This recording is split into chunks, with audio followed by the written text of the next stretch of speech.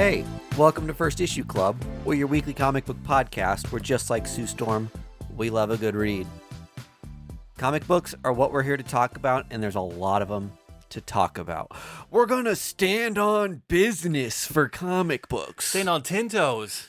That's right. Till we're Firmly 6 feet planted, dug into the ground. Not trimmed. That's right. The longest toenails. My wife calls them talons. Mm-hmm. We've got 10 coke nails sitting 10 on our party tootsies. nails. 10 party nails. That's what we call it. Yeah. I can only wear flip-flops. Call me Princess Leia, because I got some coke nails. I got some, that beautiful. Rest in peace. Okay, this week we are going to go see Superman. We haven't seen it yet. Mhm. We're recording this Thursday night premiere in our city. So we're going to go tomorrow night. We're not going to talk about the movie. Yeah. I also kind of don't want to get into all the Fox News discourse. Everyone else is already talking about it. Yeah. And we've trod this path so many times already. And honestly, it's just like, what do you want us to say? Yeah. We've been here before. Mhm. We reached the zenith with Pregnant Joker. And every time this happens again, they roll out Dean Cain. Yeah. And he gets to mouth off about being Superman. And it's just like, dude, you're not. Yeah. And it's done.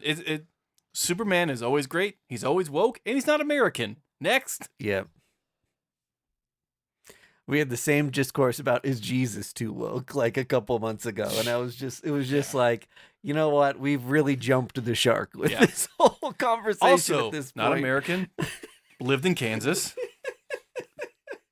According to the Mormons. and could fly.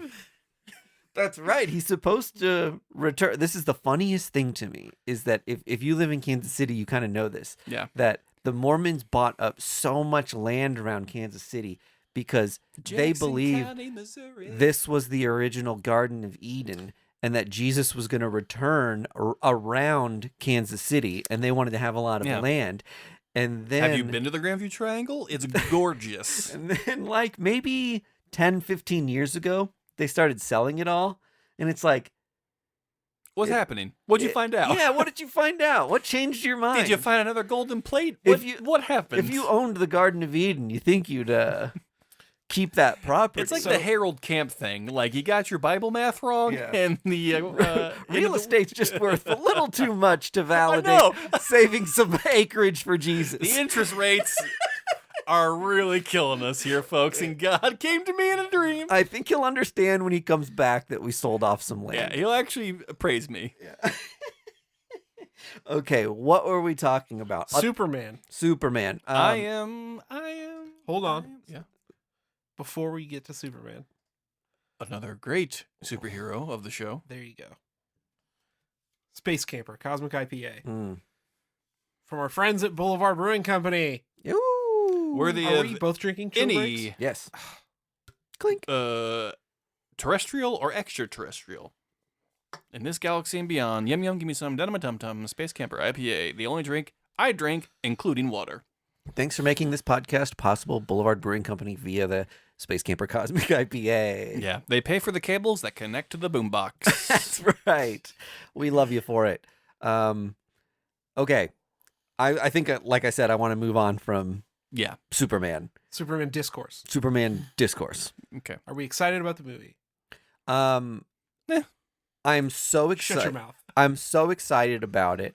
You know what I'm always surprised by? All these lists of like best Superman movies ranked. Mm-hmm. And it's always Superman 1 and 2 Yeah. at the top.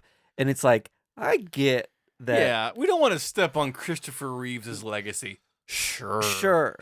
At the same time, I'm like, are those that rewatchable? I don't know. I hate that they don't include George Reeves' Superman from the serials. Andy, come on. Dude, Come on. This is a serious Hey, justice show. for George. This is a serious show. We're on Wikipedia, for God's sake. It's those kinds of lukewarm takes that is going to get us kicked off the internet. But this movie's like the last I looked at Rotten Tomatoes, it was at like an 85% or something. Mhm. And the Superman 1 and 2 stick around like 87, 85. Yeah. So people are maybe general. Who knows what time will do? Yeah. But immediately they're holding it kind of in the regard of some of those other movies. So that's good to see. Yeah. I think it's going to be. I haven't heard a single bad thing about it yet. So Yeah. From someone who's not Fox News. yes. Okay, exactly. there we go. That's right. There we go. That I take seriously. Yeah, exactly. Yeah. I mean, yeah, I am excited. This is from the trailer, I was just like, oh, this is different. Mhm. This feels holistically different. And I'm not going to spend the next 5 minutes dogging Zack Snyder or the Snyderverse or whatever. Like, that's not what we're going to do. But this did feel like a shift, a tonal shift, a new era that DC really is moving into. I'm excited. There's brevity, there's lightness. Yeah, I'm excited to walk out of a Superman movie and go like, hell yeah. Yeah. You know? Like, Didn't say Martha. yes. Like, just to walk out of a movie and be like, wow, Superman made me feel good about myself. I want to see Superman shredding a double-necked guitar over Kim Jong-un And an eagle flies while over. chugging a frosty Coca-Cola. That is what I want from a Superman movie. Why not? Because A frosty space camper. Because wow, Cosmic Space IQ. Camper is delicious. Coca-Cola's American, baby. Doesn't get more American than a Coca-Cola soda pop. Do you think Superman plays an instrument? Superman's got saxophone energy. He has like Bill Clinton on Arsenio Hall, just like. Yeah. doo-doo-doo-doo-doo. He's deflecting asteroids with a killer C-sharp. Well, no. Okay, so is he like saxophone or is he Kenny G? No. Straight. No, he's an alto. Saxophone. He's alto. Okay. Yeah, he's alto sax. Not bass. Get a No. little funky with it. I think Superman's a drums man. I think he's hitting the skins. God, imagine the restraint. He couldn't get too into I it. know. Superman- it's like Superman a isn't- whiplash. You're he's- really gonna yeah. keep it. He's not incredibly skinny or incredibly fat, so he can't be a drummer. And trust me, I've been playing drums for The 25 years. speed of this guy's paradiddle. but your legs are fucking tight, my man. Sound off on our Discord. What instrument do you think Superman would play? I'm interested to hear. He could be hitting those Dragon Force solos with how fast he Oh, moves his fingers, no yeah, problem. that's true. He's like bursting into flames. Superman doesn't like learn things fast, does he? He's an idiot. Yeah. I don't think his like brain power No. is Okay. increased. So This is an amazing bit that we have just now starting to nibble on. Just like remedial Superman. Just like can punch an asteroid out of the sky, but like can't add the tip by himself on Yeah. a restaurant bill. Mhm. Lois, will you sign for Yeah. me? So Can you there's like, add 5%, please? but there's like a thing in Flash lore specifically where like because of the way Flash works, he can like learn stuff super fast, but only for a certain amount of time. Is that right? I think so. Yeah. So he can like read a book. But his brain can't sustain His it brain can't like because he hasn't hold taken it. the time to really absorb long it. term it. So he can That's become a interesting. super like genius at one thing, Mhm. but only for like 20 minutes. This is the nuance in superhero rules that I love. Yeah. Well, I think there was that Flash, like old Silver Age Flash, where he read a bunch of books and his brain he got Oh, really big. I have that issue, yeah. I don't know the intelligence level of Superman. It would be great if he can't like read. He's Like just- he has a tough time with subtitles. Yeah, that's the real humanizing factor that Superman needs. Yeah. Is like, He watches Fox News. whoa, hold on now. Man, I should get Silver. No, yeah, he like he's never read a book since high school. Yeah, he's an audiobook guy. He's not. I wrote a zine very close to the topic we're talking about called The Illiterate Aquaman. That's right. It's awesome. That posed a world where, he grows up underwater. So Right. does he learn to read the word of man? That's kind of the situation of the zine. Yes. So Kind of an Elseworld thing if that DC wasn't brave enough to publish. Yeah, so Jim Lee, call us. Yeah. Now that the Dio's out of there, give us a ring-a-ding-ding. if you want, I still have a handful of copies. If you want it, Oh God. join our Discord Yeah. because every once in a while we mail stuff out to people. Yeah. Mm-hmm. And if you're watching our video tier, I just finished a sketch cover on the for somebody on our Discord who did me a solid, and I send these out every once in a while to contest winners on the Discord with swag and things. So Yep. And there is no video tier for the main episode. It's always on YouTube. oh, it's always on YouTube, right? So anybody can look at this tiny portion of the screen wherein this looks like a bunch of squiggles. I can't believe you went full hog and you drew that dong. That's a joke for those of you who are listening only. Yeah. Yeah. You're missing the dong. There's no dong. Or is there? That's the Check bit. the video on YouTube. Speaking of this joke, we also have a sticker of Wolverine fully naked With a micro penis. with a micro, and his pubes are in the shape of the hair Of his hair. of his signature hair. Classic. Which we made new stickers and buttons for the upcoming Summer Jam convention that we're going to be a part of August 16th up in Overland Park. Elite Comics is putting that on. We were very excited to be having a table there to record a live episode. So if you're in the area in Overland Park, Kansas in August, come by and see us. Say hey. Speaking of Superman's altruism, Elite Comics right there with you. One of the do-goodiest comic shops in the dang Midwest. Yeah. Good people. The world? Could be the, yeah. Could be the That's world. probably fair to say. Could be the world. They're as woke as Superman. And he's wide awake. Superman has never been drowsy.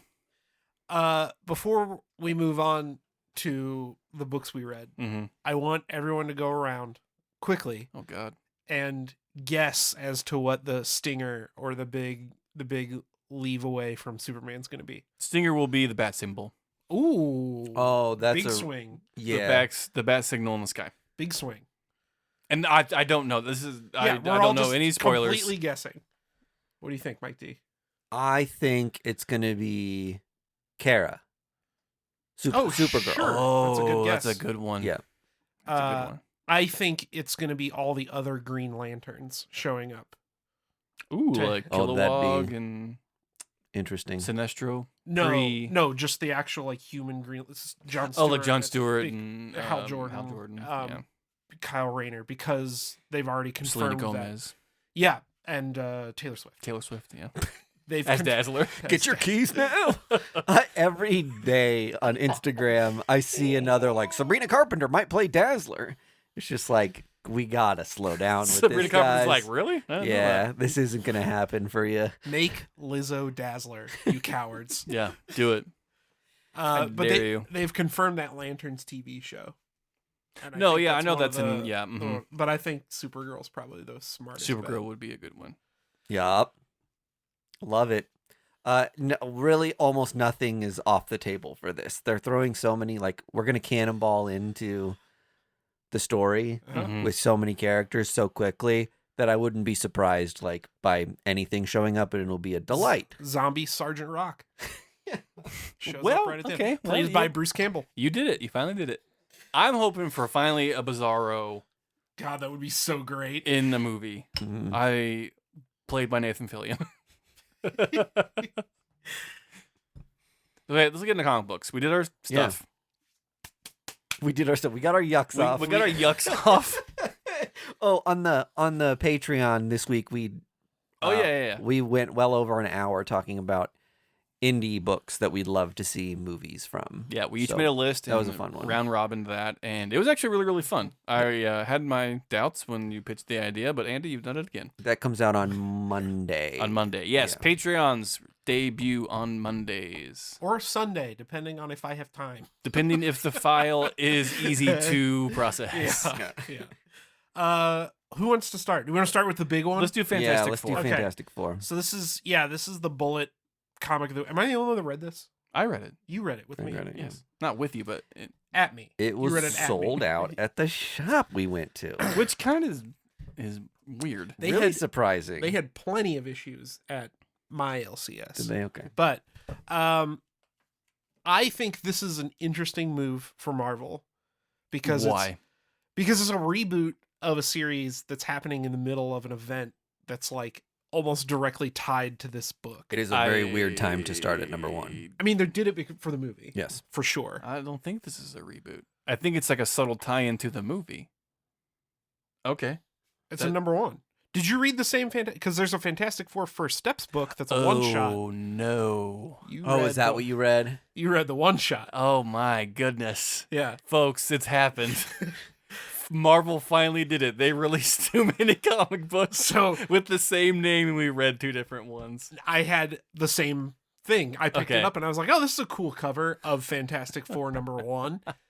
And it's a in-universe comic book. Yeah. That's a tie-in to the movie. Mm-hmm. Okay, so we'll be discussing 2 different Fantastic Four books. I love it. But this is an actual renumbering of the Fantastic Four ongoing series. Yes, So and Ryan North is still writing it, right? correct. Yeah. Umberto Ramos is doing the art, but Ryan North is still writing, and it's issue 743 or whatever the legacy number is. Again, interesting choice to take the. Obviously, you're going to have people buying it because of the movie and because it's a number 1, but it's happening in the middle of this big Doom event. I'm not reading the Doom event. I was not reading Fantastic Four. So I feel like I'm a good candidate to determine whether this is a good number 1 issue. Yeah. And I will say, yes, this is a great jumping on point for anybody who sees the movie and says, I want to know more about these characters. Yeah. Well, I'll say too that Ryan North's last number 1 was a great jumping on point. Yeah. Because it read like vintage comics. Yes. It was very much like, here's a fun solo story that you can read without the context of the other issues. Well, and what's cool about this is they're acknowledging the Doom stuff that's happening because Doom is Emperor Doom and he's the Sorcerer Supreme and he's got the big cape and the thing and all that stuff. But right at the beginning of the book, the FF is fighting him and he blasts them all back in time. So the majority of the book is 3 or 4 pages of each character going to a specific place where they're meeting up across time to try and make their way back home. So there's a specific rock that Reed has identified as being accessible basically throughout the entire history of the planet. So if anybody gets displaced, they know where to go. They go to this rock and they carve. He's thought of everything, this guy. Yeah, exactly. So it's cool because it starts out with Johnny and he's 5 million years in the past and the oxygen level is like 20%.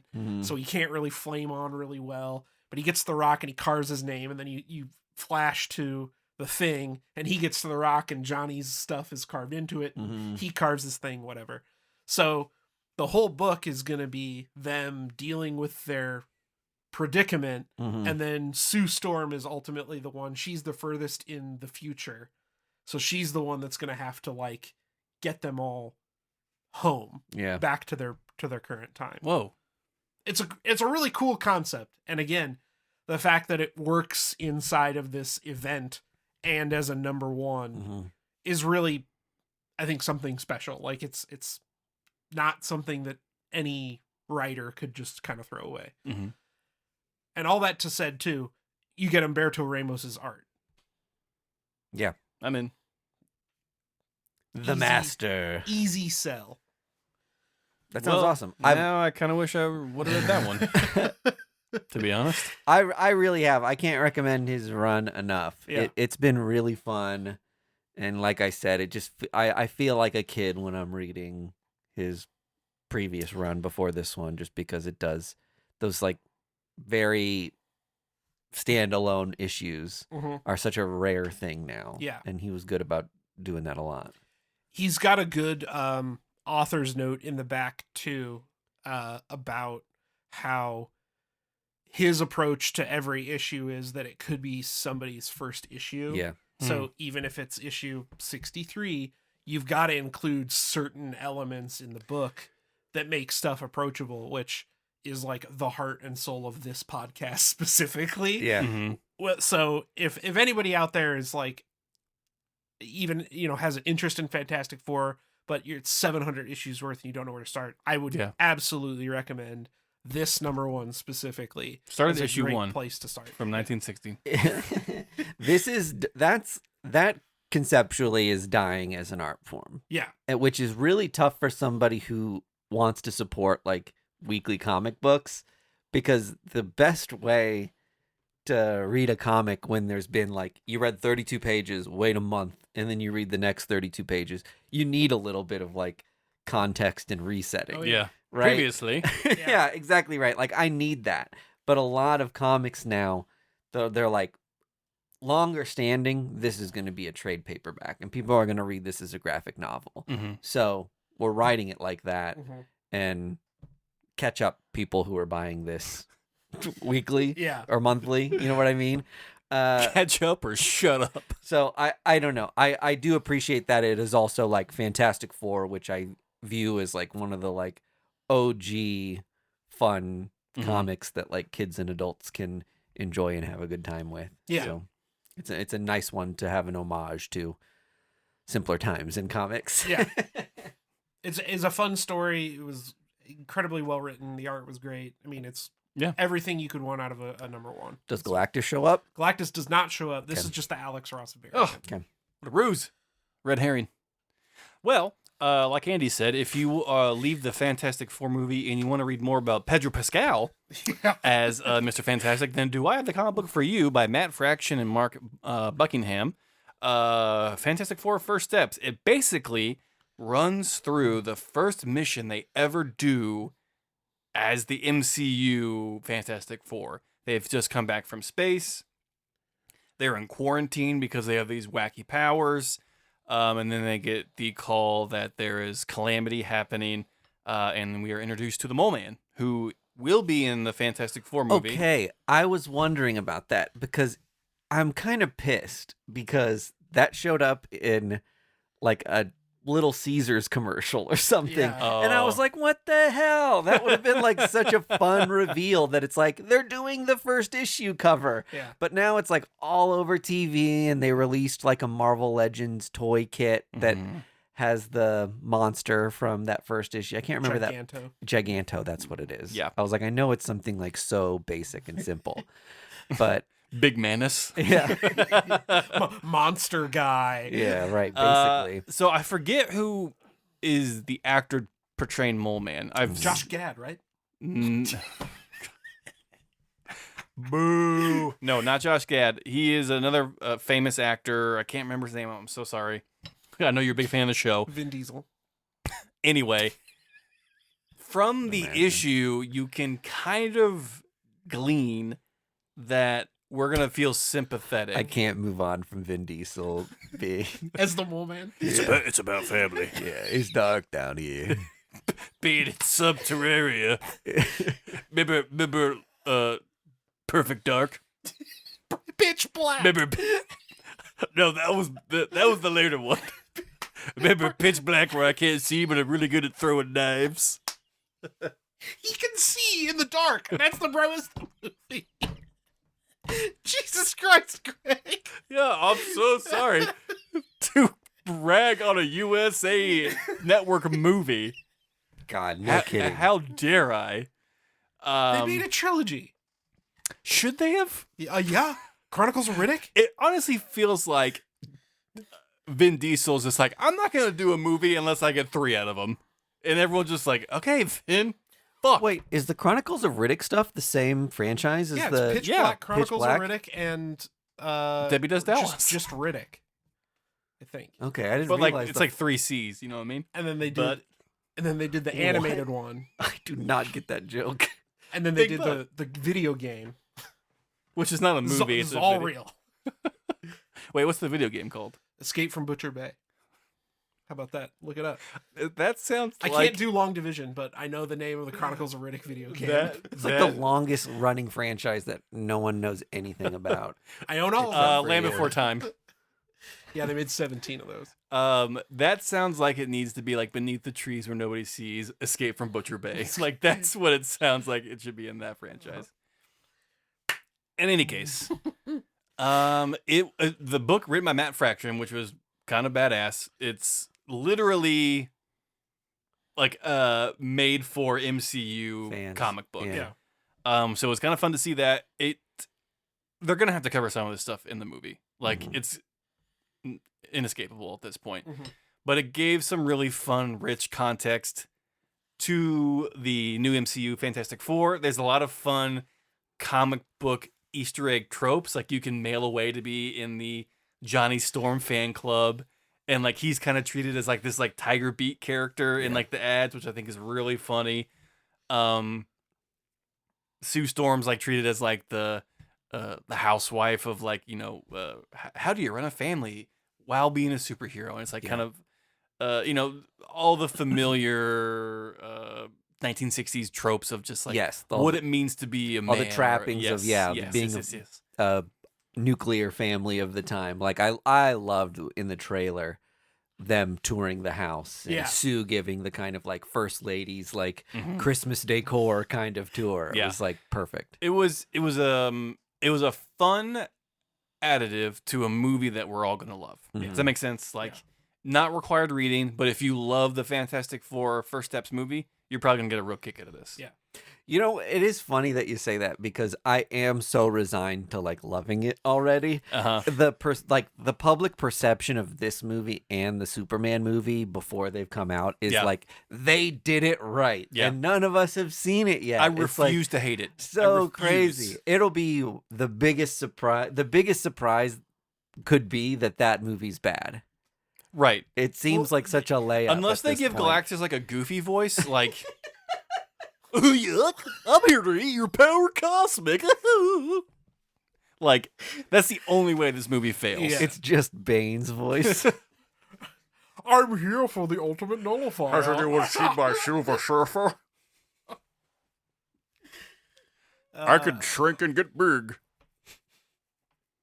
We could do this for hours, folks. We can call in now. Give us something to say in a funny Bane voice, and we'll do it. That's the First Issue Club promise. We'll just do quotes from the movie. I was born in the darkness. Okay, we've reached the limit now. We've reached it. Let's move on. Did we both read Beneath the Trees? Big time, baby. Let's go. Do you have that with you? I do. Okay. So this is by best friend of the show, Patrick Horvath, and I think Greg and I both went into this thinking. This is just going to be a rehash of the same thing. It's a cash grab. It's because whatever. I was not expecting much. We recently talked about on Humble Bundle that IDW did their big Fresh Ink batch of new comics for people to get into the indie stuff from IDW. So I just finished the volume 1 of Beneath the Trees. And if you want to get those takes, go to the Patreon. It did seem short because the volume 1 was 6 issues. I'm almost thinking they cut it up. Like Patrick came to IDW with all of this, and they're just like, here's what we're doing. Yeah. This is amazing. We're gonna have to cut it up. Yeah. If not, if I'm totally wrong, I'll go whatever. Eat a piece of cake that makes me feel good. But I was sure. I got to do that more often. Here I am eating shoes all the time. Yeah, eating your hat. I'm out of hats. I've been wrong so many times. I'm out of hats. Could be enjoying a nice cake. I loved the first volume. I was pretty sure that like the well had been tapped. Yeah. The story was told. Yeah. I was like, Dexter kind of ran to the same thing. The TV show of just like, you're kind of doing the same stuff over and over again, Dexter. Give me a break. This Rite of Spring felt very cool. Yeah. Like they have tied in some things from volume 1 into this newer volume. That's an 8-year time jump. Oh, whoa, really? Yeah. It is something to behold. And what they're posing going forward for this volume is kind of badass. So it did the thing that all great sequels do. And it put Vin Diesel in it. The ultimate example for me is it starts on Hoth. Luke cuts open the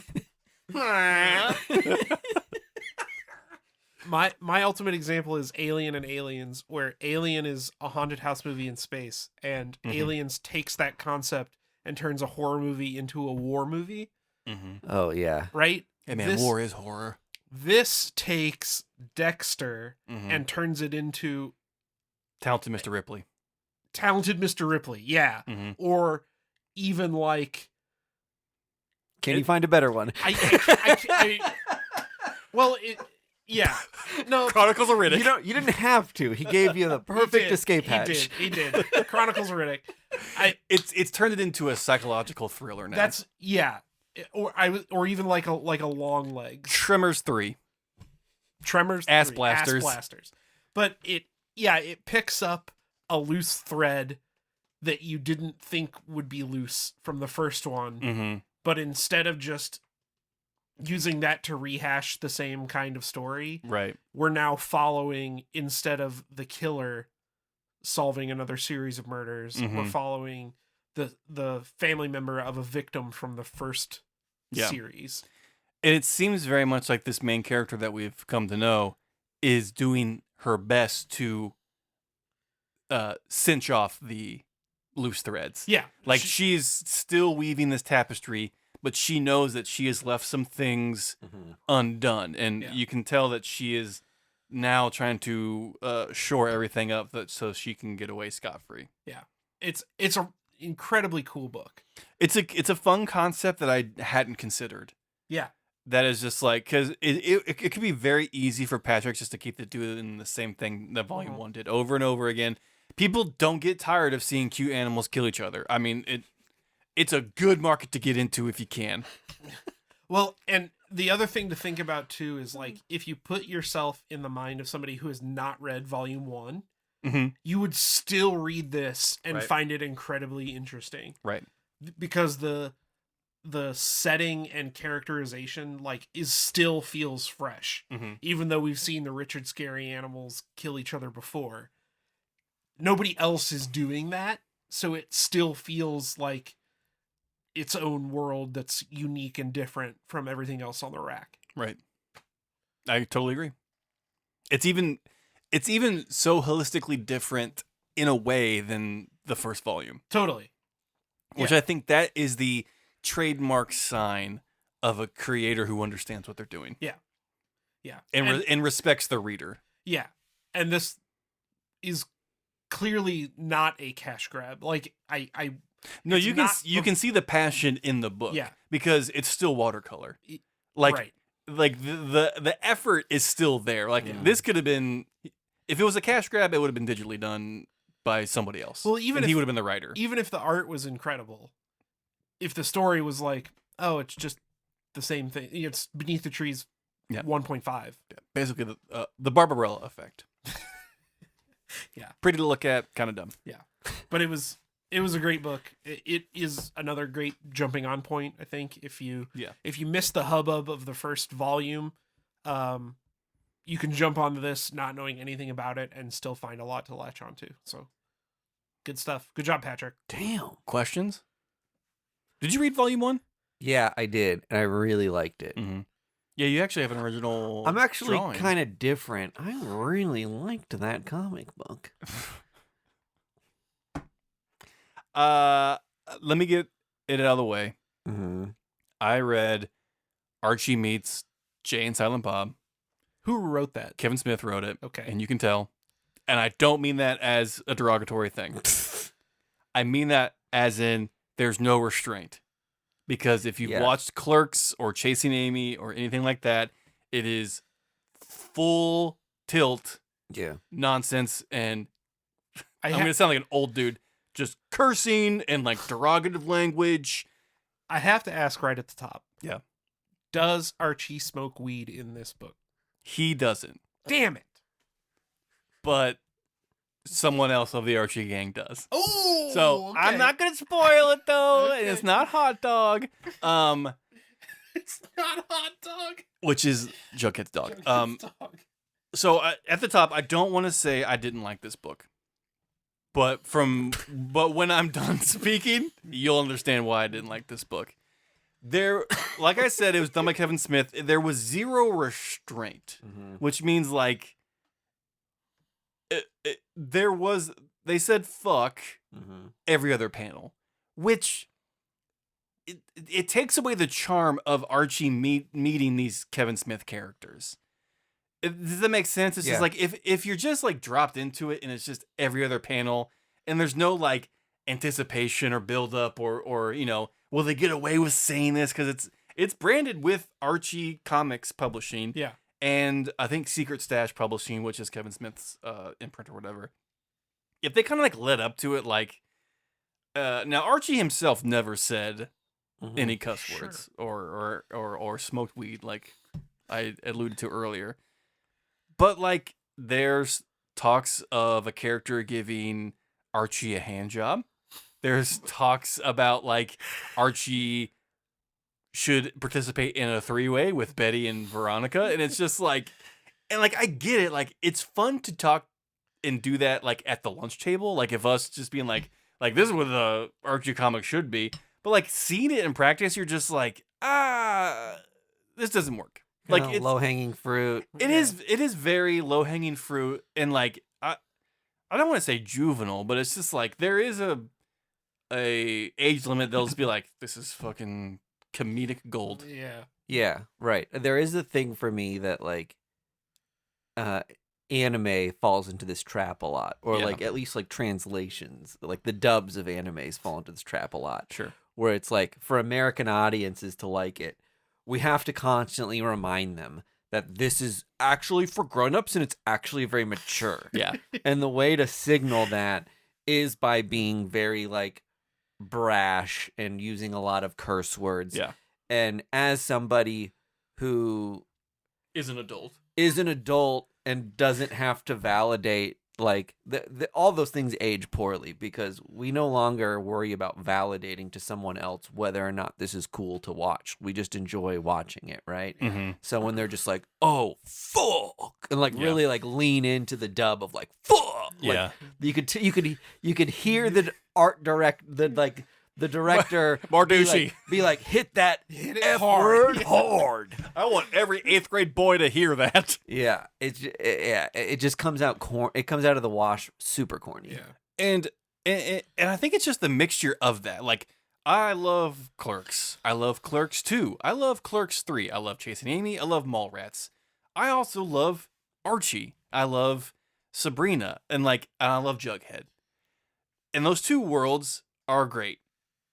And you would think Kevin Smith, who is like the godfather of the Clerks and Jay and Silent Bob stuff, would be able to huge comic book fan. Yeah, and would be able to integrate that more seamless into Archie, but it was just, it seemed reckless in a weird way. He's gotten this criticism before, specifically for his Batman stuff, where he, for lack of a better phrase, doesn't have reverence for the material that he's writing. Sense. Yeah. Where he is just writing the story he wants to write using the characters that he's given, not necessarily reflecting the style or characterization of the characters that has been historically in place.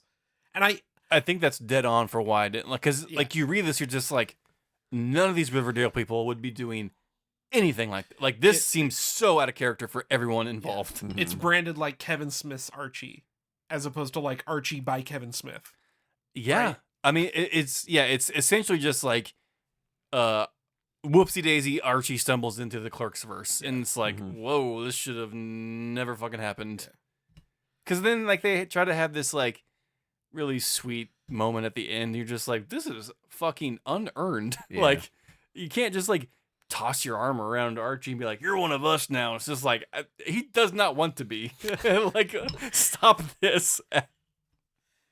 Yeah. So, unfortunately, sorry to hear it. Yeah. I mean, if 5 out of 10. It's a 50-50 flip on whether you like it or not. Some cool homage covers from the back. I saw there's some cool references to classic comic book covers, classic Archie covers, and stuff like that. Some movie references that the main cover is a Clerks reference, or no, it is a Clerks reference, which is kind of fun. But I mean, it is a one shot only, so I kind of just wish they would have done something a little different. It's kind of a bummer. It sounds like I wish they'd have done the flip flop thing, where it's Jay and Silent Bob meet Archie, and then Archie meets Jay and Silent Bob. Yeah. Where you can let Kevin Smith lean into the Clerks stuff, but then if you have an Archie writer do a kind of a squeaky version. See, you could have done the meta version of that, because Jay and Silent Bob could have stumbled into Riverdale, and then they start cursing. Yeah. But it's weird wingding stuff, and they just are like, "Why is it like I didn't say that?" And I can't swear. yeah, and like then they have to work off of that. Like if you're I love given that. no restraints, then it's just like, then you should have done something more worthwhile. Yeah.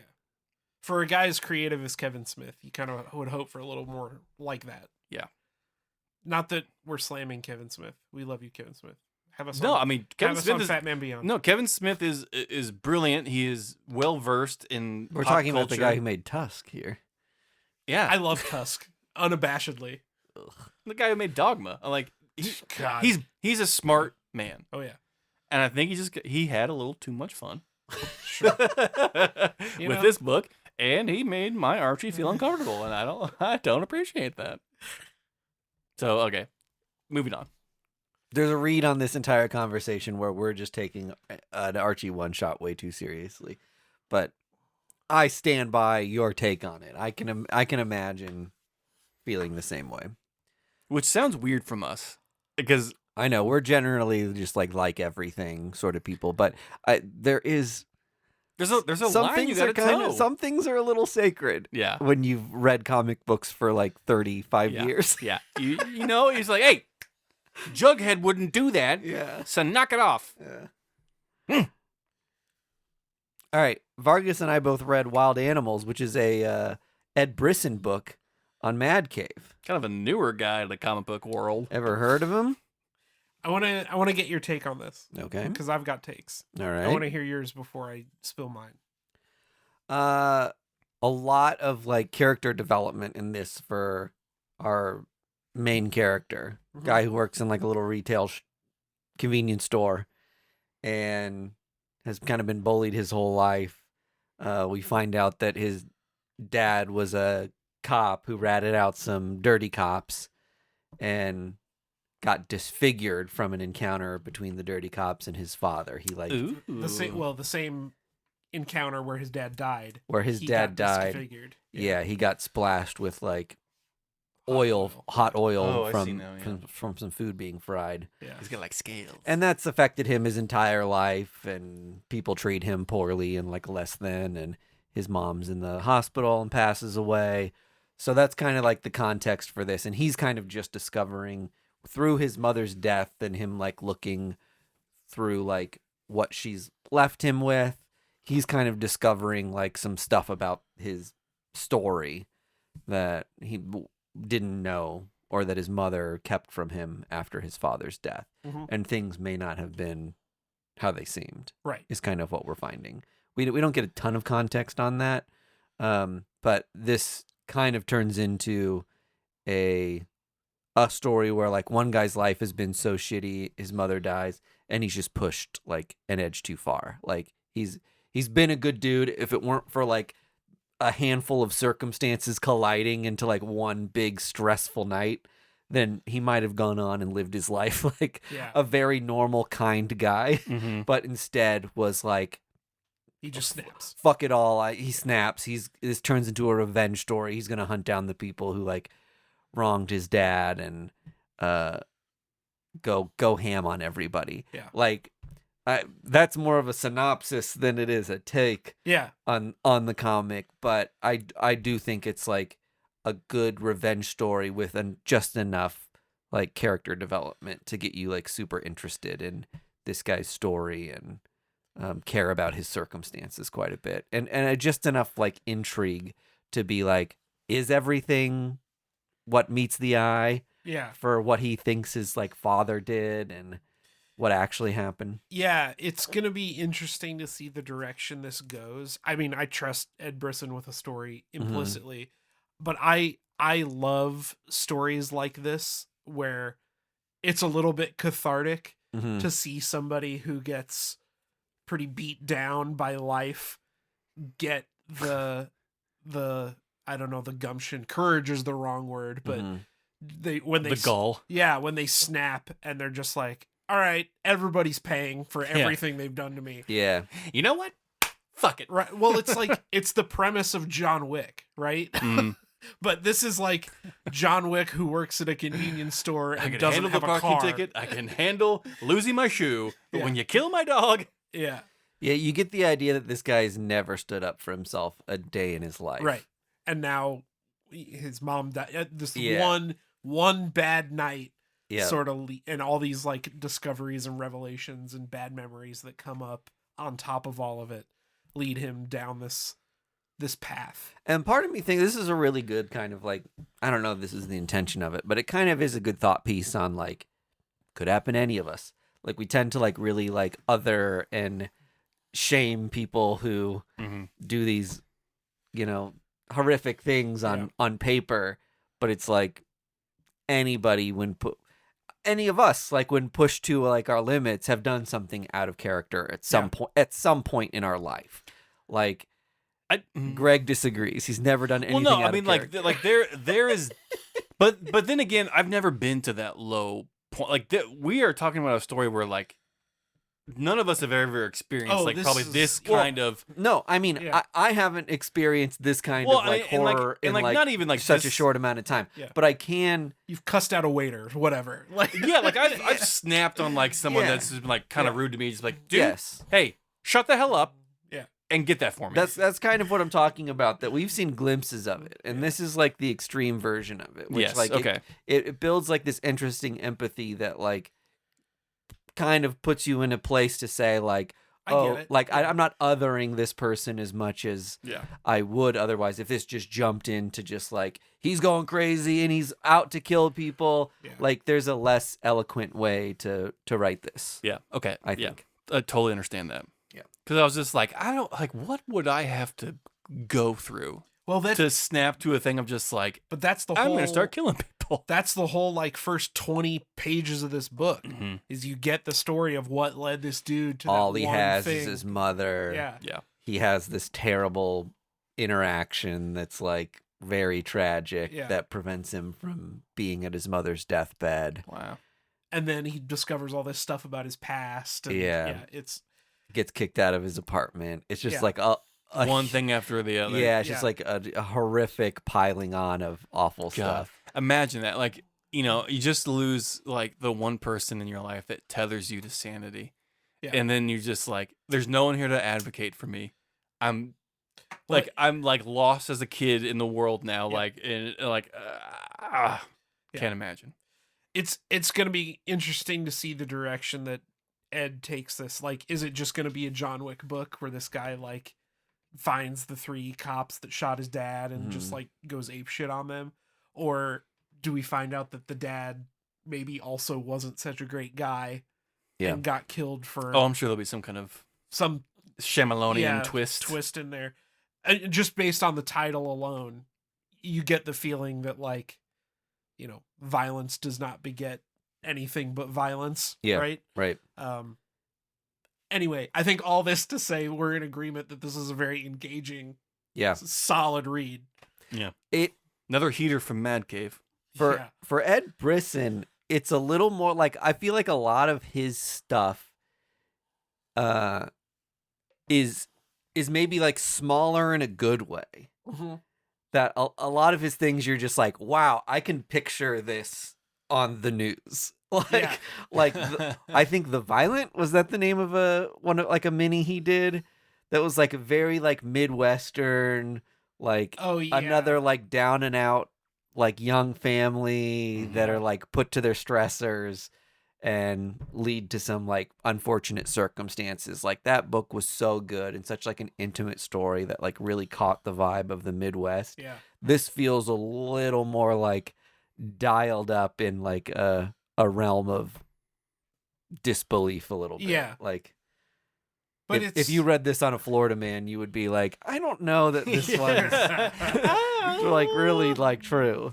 Where's the bath salts in all Yeah. this? Yeah. But it is a very cool. It's book. really good. I really liked it. Yep. And it's a mini. Yep. 5-issue mini.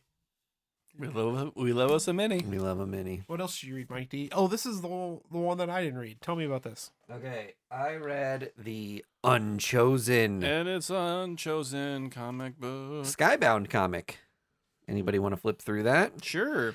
It is. paper. I know. How about that? You could have owned a piece of that comic. That's right. I should have We bought my missed Skybound out. stock, and I Damn blew it. This, like, the first thing I want to say that it reminded me of right off the bat was, like, you know how in Dune, I can't remember what they call it. Like, I've only seen Chronicles of Riddick. Where does it fall in the Riddick verse? is there a name for the voice that they do? Yeah, it's the voice. They just call it the voice. Mhm. In this, it's the word, Oh, sure. kind of. Yeah. That and it's kind of a shorthand for, like, magic in general. Yeah. But it is a thing that, like, you're able to speak in a certain. You've been born with this ability that allows you to speak in a certain way that imbues you with magical abilities. And there is this school that brings up these kids Sure. that are gifted with that. So I'm thinking of that, like, Dora Milaje, however you say the Yeah. Dune thing, Yeah. whatever the TV show was that they did, which I really loved. I know, like, not everybody liked that show. I thought it was so fucking good. Yeah.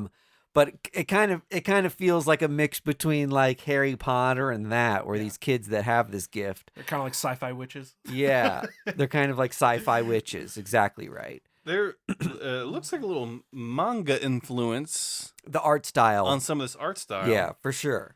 So we're definitely seeing that beginning now to become more of a traditional trend of, like, those two influences merging into one. But you might guess because of the title of this, in Unchosen, that it kind of plays with the trope of being, like, a chosen one. Uh-huh. Like, the character that's at the center of this, like, wakes up in the middle of a disaster and, like, doesn't know what happened, and it kind of had this, like, incredible outburst of power that she doesn't understand and not everybody understands, and she's this, like, magnificently powerful person but doesn't understand how to, like, use it, tap into that power, can't access any of that, and has only caused, like, tragedy Sure. because of these powers. So these people are trying to, like, shepherd her and keep her safe as a favor to her parents, but She got parents? Are they gone? their parents we're assuming passed at this point. So she's been taken in by this group, but she's basically like a ticking time bomb Yeah. that is Yeah. more of a burden to them. She's super powerful, but it's like, So we have orphaned girl joins polycule. May or may not be magical. I've seen this story. It's called Stuart Little. yeah. But yeah, it's basically like, imagine Star Wars, but Luke Skywalker can never get a handle on the Force, Yeah. and when he does use it, it's really strong and creates, like, horrible repercussions. Yeah. That's kind of That's the, very anime. yeah. No, sure, No, yeah. I mean, it's Akira. It's My Hero Academia. Yeah. Oh, that is 1000% true. Yes. That sounds pretty badass. Yeah, that sounds pretty good. It was a super breezy read. Yeah. It was like a really fun, quick read. I will say something I just noticed. Typically, you are a bag and boards guy, Yes. and you just let us manhandle that thing around the table.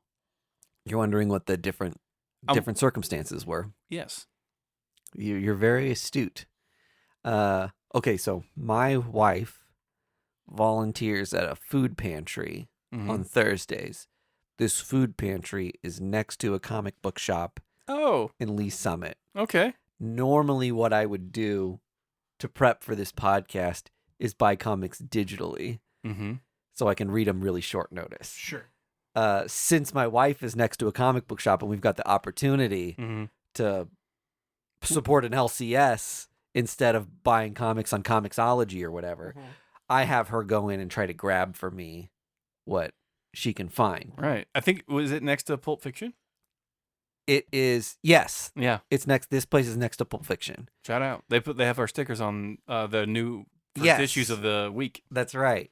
So I don't want to burden my wife with, like, you're already doing me a favor by picking up the comics.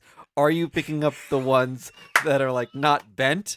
Here's how I want you to look at the corners real quick. And then when you're bringing them into the car, are you placing them on the seat the right way? Like all the things that I would normally do.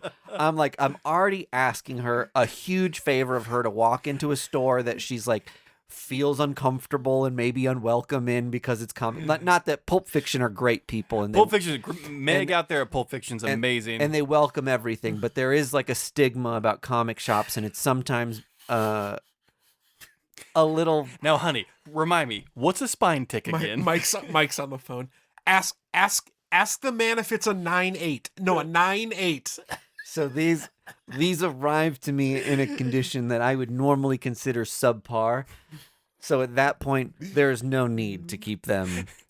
She gets home and you go, "Hey, where are my comic books?" She goes, "Oh, hold on," and she pulls them out from her back pocket, unfolds it. Here you go, honey. Yeah, once we started this relationship with like her Thursday routine, I've just said like my pristine ones will be in the mail. Yes, my expectation for condition on these is like not a priority. Big of you, Mike. Okay, you clearly love your wife. That was some real detective shit I just went through on that. Yeah, I love that you picked that up because normally I'm like, don't touch, don't touch my shit. I'm super anal about condition and fingerprints and all that stuff. Unlike Mr. Vargas I was gonna say, who's playing the piano, pounding of his... pounding his gavel on all his comics. Oh, that's my boy. Yeah.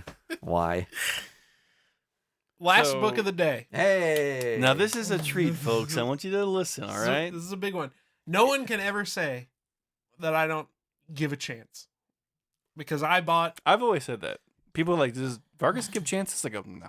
This guy won't give a chance. No, 0 chances from this guy. He couldn't even give a chance. Can't even pay attention, this guy. I bought a Bad Idea comic book. Oh, what? Like, did you have to like exchange your fingernails for weird wood currency? I did not. I went to my comic book store, I picked it up off the shelf, and it came home with me. You see how fucking easy that is? Thank you for listening to our emails. Bad Idea. So I read Planet Death, which is by Cole. Is it Chad? No, Kolstad. The guy who it's by Chad. The guy who wrote and created John Wick. Yes. Oh, okay. With Robert Venditti. With Robert Venditti. Oh, sick. Who's like the Exo Manowar Green Lantern Tankers guy. Yeah. Tankers. Yes. Tankers slapped. Promoted with an actual tank. I loved that. That's not what I'm thinking of. We interviewed him on this podcast, and I forgot the word podcast, and I was like, this weird talkie. Before we talk about any, I was like, before I even welcome you to the show, I saw you in a video in a tank.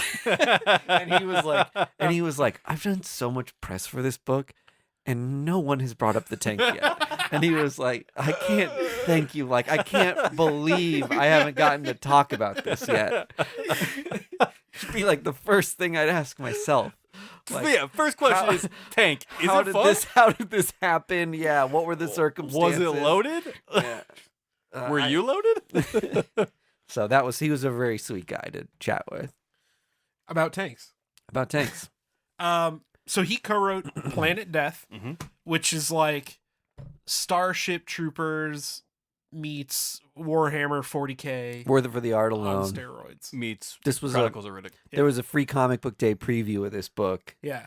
It was printed on newsprint too, and it was invisible. That got me. Yeah. This is not a newsprint book. Yeah. Worthless to me.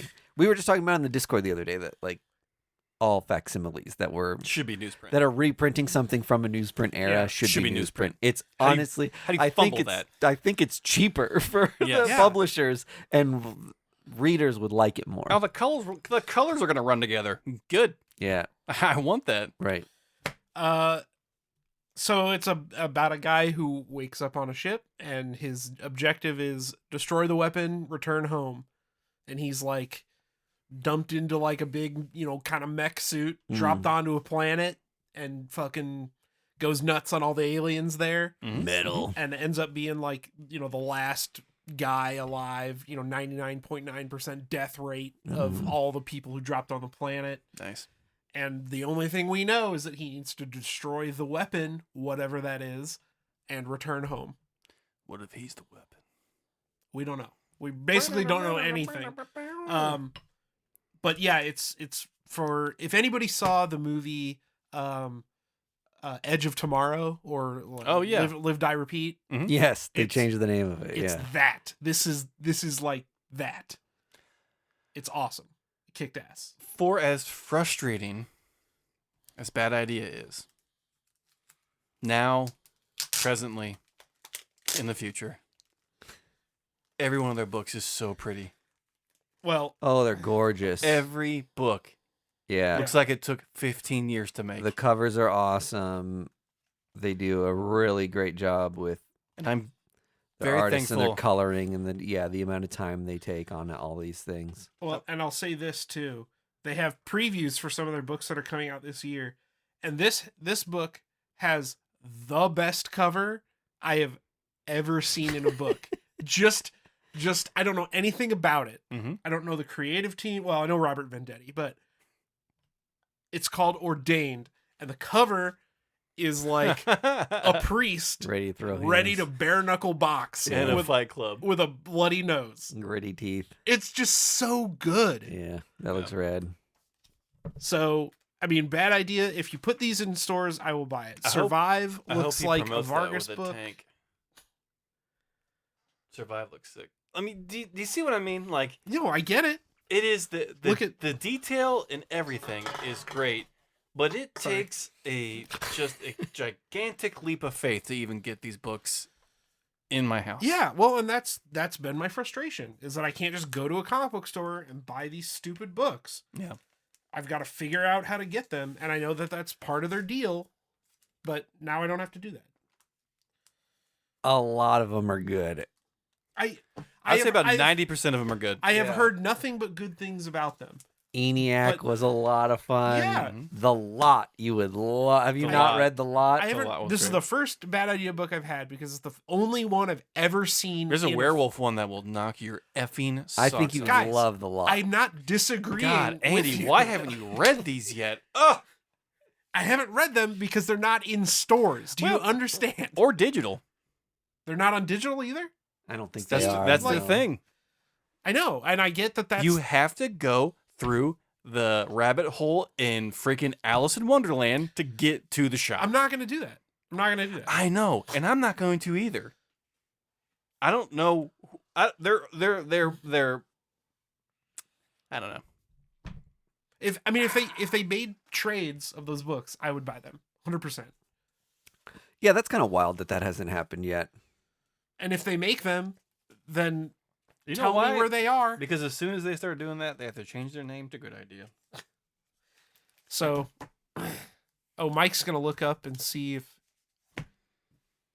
I've got to sign up and log in and go to stores. I can't just order. Where is Bad Idea? I know that the part of their thing is you can't order stuff online. You've got to. Everything is just a form. You can't get any That's information. what I mean, I hate man. this. Like, Uh, and even if their website was like, hey, the trade of ENIAC is in local comic shops, we're not selling it on Amazon, I Yeah. would say fantastic, I'll go to my LCS and get it. But like, oh my God, Vargas, Orc Island. I know Mhm. The art on this was unbelievable. the logo is a death metal band logo. Yeah. I get it. Even Sleigh Bells was fun. Santa Claus and a gun. Oh yeah, I remember reading How- Sleigh Bells. Yeah, Okay, so do you guys order these online? on Is that on Midtown was how I got them. Okay. I 'Cause- cashed in a bunch of my rocks that I had in my backyard. Oh, there it is. Werewolf. yeah? It looks Werewolf. awesome. I want to read it, but this Walesville comic was so bizarre. Mhm. That's a Matt Kent thing. I also read Pirate Queen and liked that. This is the one I think you'd like a lot. A lot, yeah. Really rad. Yeah, looks classic incredible. Hollywood horror. I think there was a way. So how I got mine was it was through Golden Apple when they were still a thing. Mhm. Like you know, they did their pre-order thing through whatever, and they did like a bundle. They're just like, listen, here's the bundle for $100. You get all these like first prints that we're going to be able to get. And I was lucky enough to be able, because they only had like a limited amount of slots because of their stupid hoops you got to jump through. Yeah. And that's how I got most of my Bad Idea books. If I can find them, I have them under glass in case I have to exchange them for water credits down the line. Well, they had a limited number of retailers. Yeah. And one of the things that I appreciated was they were like, there's going to be demand for these comics because of the way that we're creating like some scarcity. If these comic shops sell them for a markup, they will be forever banned from selling Bad Idea ever again. And I'm like, that's kind of badass. Yeah, that's sick. You have to sell them for cover price. There's been a handful of things Bad Idea has done that I'm like, fuck yeah, that's like a little industry disrupting and cool. It's awesome, but they don't back that up with like getting shit into a store. Yeah. Yeah. So my whole thing was Midtown was the easiest place to order from. That was an approved Bad Idea retailer. Yeah. So regardless of where I was getting comics from at the time, I was just pre-ordering anything Bad Idea from Midtown. Yeah. And it like that what you're saying, Andy, is right. It's just like their idea was badass and punk rock, and it tried to stop the secondary market and the markup of prices in the shop. I'm totally about that. But that means every chucklehead who is at the LCS at 9 a.m. waiting out in line will be there grabbing them all. Right. And like it's a moot point because like us or like even like a random kid that walks most in. Most people had to buy them off eBay. Yeah, they're not going to stumble in and be like, oh, what's this ENIAC book? It's just like, it's already gone. Yeah. Because these like hyper nerds, I love you, but you're hyper nerds, get in there early and just. Yeah, blow it out. Yeah. So that's. Quit blowing it out. Dude, that's blowing it out. That's still my frustration. I'm walking crooked, you're blowing it out. But I did love Planet Death. So. Yeah, because Right. the books are great. It's the shit around it. Yeah. A lot of comics to choose from this week. I'm sure one of these struck your fancy. Go support comic books. Go support your local LCS and try to pick one of these up at a comic shop near you. And don't forget to tell us, what instrument would Superman play? In the Discord. Viola. Viola. First Issue Club podcast is brought to you by Boulevard Brewing Company, the people responsible for our favorite drinks, the Space Camper Cosmic IPA family of beers. Our show is edited and produced by our hosts Mike DeStacy, Greg Lichtag, and Andy Vargas. You can find us on social media at First Issue Club, and you can join the supporters who keep our humble podcast going on our Patreon at patreon.com/firstissueclub.